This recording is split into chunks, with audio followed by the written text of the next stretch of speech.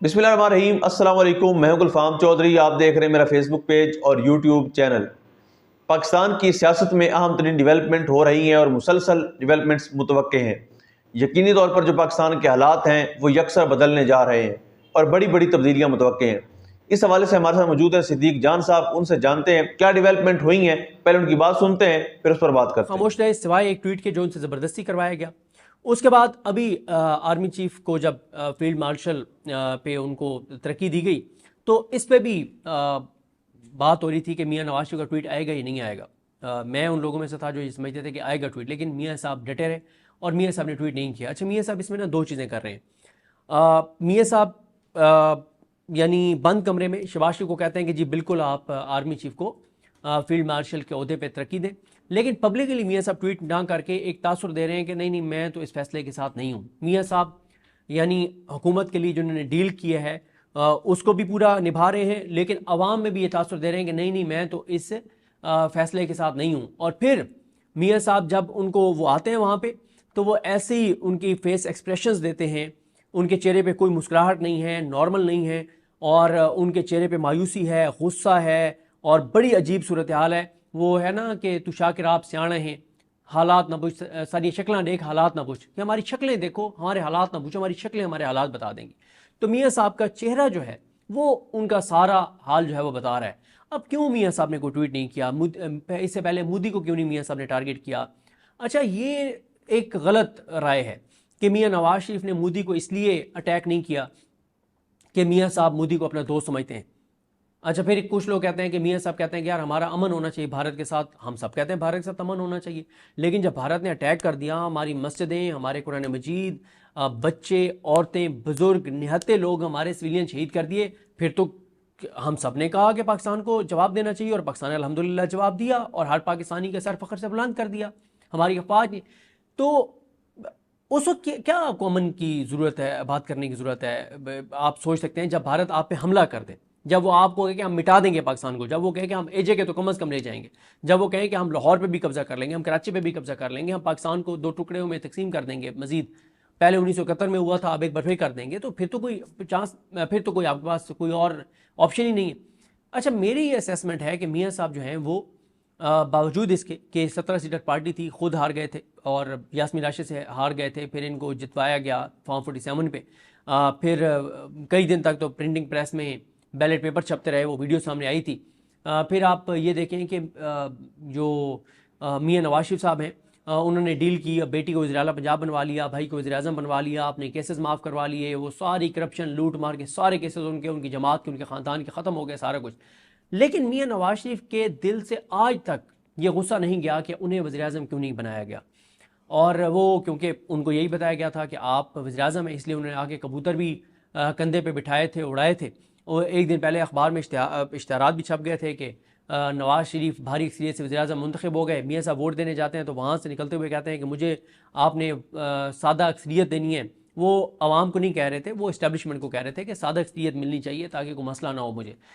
उससे पहले मियां साहब ये भी कह चुके थे कि मुझे जहांगीर तरीन नहीं चाहिए। मियां साहब ये भी कह चुके थे मौलाना फजल रहमान और उसकी जमात मुझे नहीं चाहिए। सारी बातें मियां साहब तो वज़ीर-ए-आज़म बनकर आए थे, उनको वहाँ से हमारे सफारत खाने के अहदेदारान ने वहाँ से लंदन से रवाना किया था, वहाँ उनके साथ मीटिंग की थी, गपशप की थी और मशवरे दिए थे कि मियां साहब आपको जाके क्या करना है और किस तरह से आपको करना चाहिए।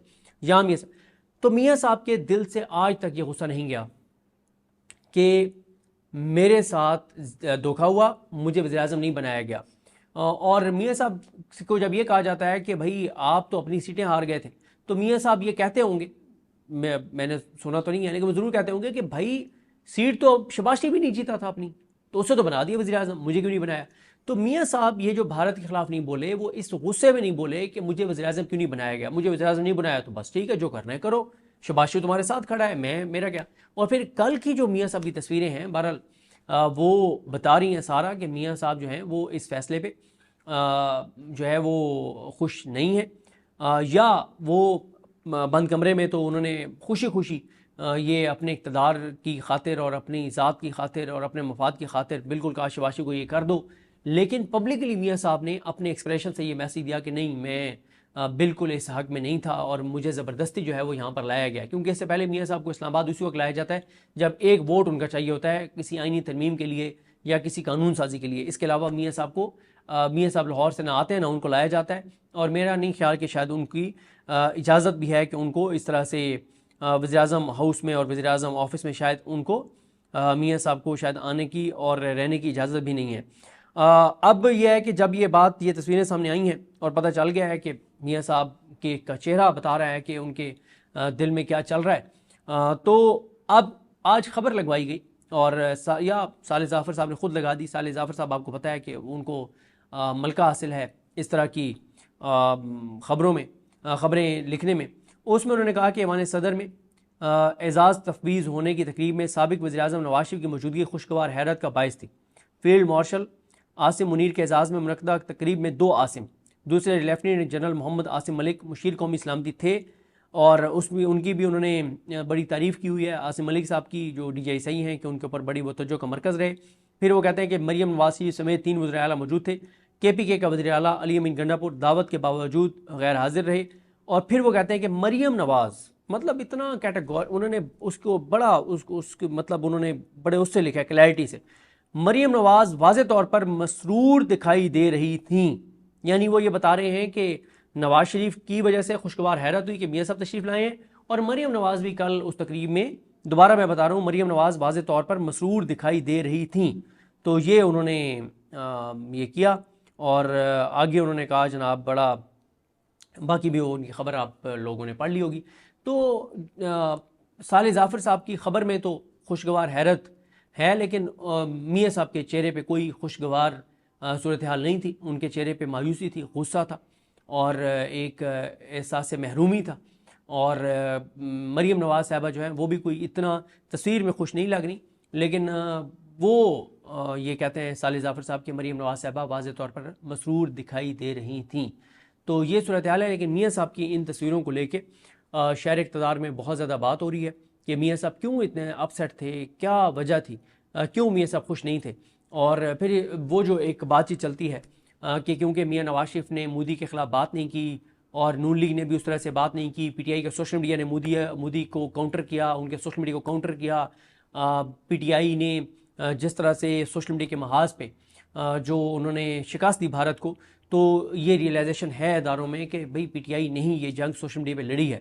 تو ایک طرف یہ کہ PTI نے یہ جنگ لڑی ہے سوشل میڈیا پہ, عمران خان نے جیل سے بیٹھ کے ساتھ ٹویٹ کیا ہے, دوسری طرف میاں صاحب کو ٹویٹ نہ کرنا, مودی کو اٹیک نہ کرنا, مودی بھارت کا نام نہ لینا, اور پھر اس تقریب میں آ کے بھی جو چہرہ ہے اس پہ اس طرح کی ایکسپریشنز ہونا, تو اس سے جو چیزیں شہر اقتدار میں چل رہی ہیں پھر ان کو تھوڑی سی تقویت ضرور ملتی ہے کہ سب اچھا نہیں ہے. بہرحال یہ آنے والا وقت بتائے گا, کیونکہ میاں نواز شریف جو بھی کر لے, لیکن اس میں بھی کوئی شک نہیں ہے کہ اتنا آسان نہیں ہے کہ اسٹیبلشمنٹ کے PTI سے معاملات نارملائز ہو جائیں, کیونکہ شہباز شریف نے جو ڈیلیور کیا اسٹیبلشمنٹ کو وہ عمران خان نہیں کر سکتے, کبھی بھی نہیں کر سکتے. جی بالکل, جس طرح سے آپ نے صدیق جان صاحب کو سنا کہ آئندہ آنے والا جو ہفتہ ہے یہ چند دن ہے, یہ پاکستان کی سیاست میں کتنے اہم ہیں, اور اس میں جو پاکستان کی سیاست ہے اس میں کتنی بڑی تبدیلیاں متوقع ہیں.